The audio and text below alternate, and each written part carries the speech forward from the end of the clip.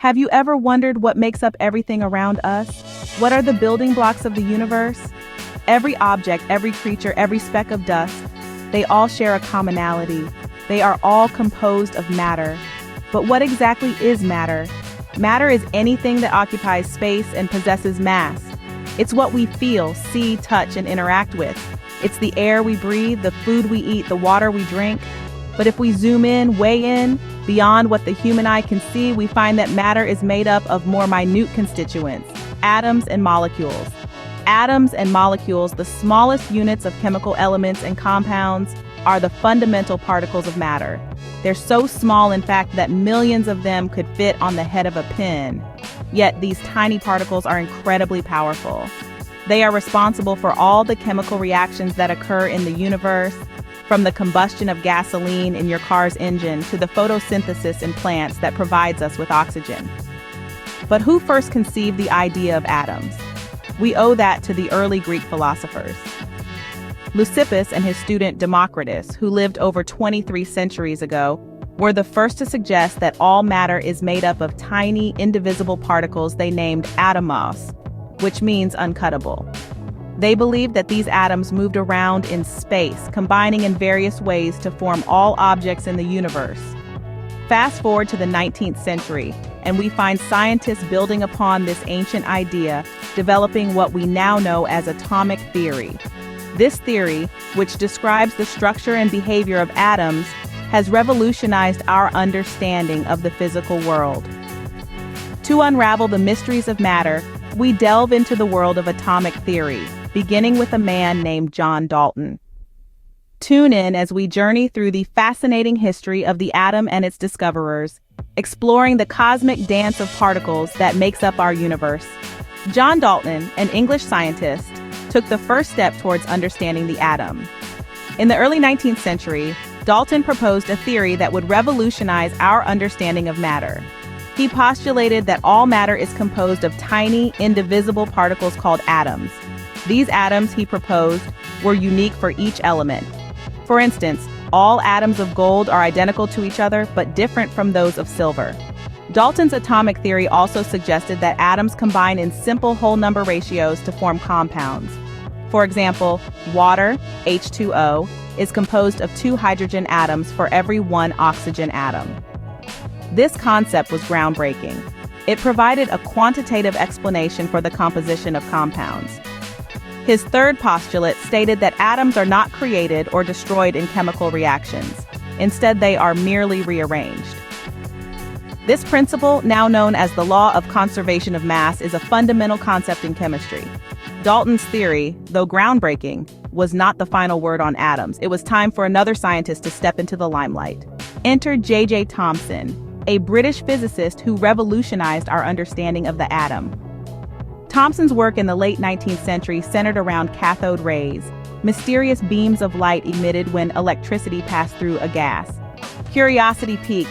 He designed a series of experiments to investigate the nature of these rays. Through his meticulous experiments, Thomson discovered that these rays were not light, but rather streams of particles much smaller than atoms. He named these particles electrons, becoming the first person to identify a subatomic particle.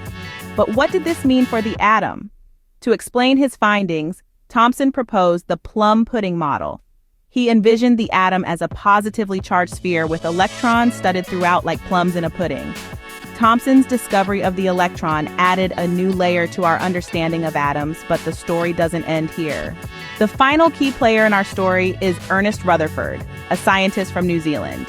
Rutherford was not one to shy away from the unknown, and his desire to unravel the mysteries of the atom led him to one of the most significant discoveries in atomic theory. He devised an experiment that would go down in the annals of science as the gold foil experiment. Picture this: a thin sheet of gold foil and a beam of alpha particles. These alpha particles, Rutherford assumed, would pass through the gold foil without deviation, as per the prevailing model of the atom proposed by J.J. Thomson. But as they say, reality has a way of surprising us. A majority of these alpha particles did pass straight through the gold foil, but some were deflected, some even bounced back. This was a shock. It was as if you fired a cannonball at a piece of tissue paper and it ricocheted back at you. It wasn't supposed to happen if the atom was a plum pudding of positive and negative charges, as Thomson suggested. This led Rutherford to a revolutionary idea. The atom was not a plum pudding after all. It was mostly empty space with a tiny, dense region of positive charge at its core.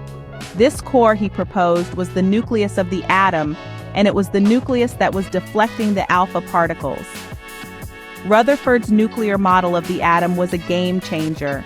It suggested that the atom's positive charge and most of its mass were concentrated in the nucleus, while the electrons orbited this nucleus much like planets orbit the sun. An atom was not a solid mass, but a miniature solar system, if you will. This model, while not perfect, was a gigantic leap forward in our understanding of the atom.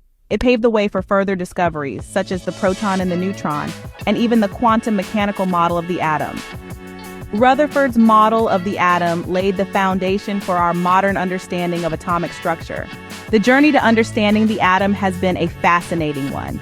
It started with John Dalton, the father of atomic theory, who proposed that all matter is composed of atoms, indivisible and indestructible building blocks. Yet this was just the beginning. J.J. Thomson came along and challenged Dalton's model by discovering the electron, revealing that atoms were not, in fact, indivisible. This was a significant leap forward, but the journey was far from over. Enter Ernest Rutherford, who found that atoms have a dense nucleus surrounded by a cloud of electrons, painting a more complex picture of the atomic structure. This progression shows the beauty of scientific discovery. Each scientist built upon the work of those before them, refining and expanding our understanding of the atom. From Dalton to Rutherford, the story of the atom is a testament to the power of human curiosity and the relentless pursuit of knowledge.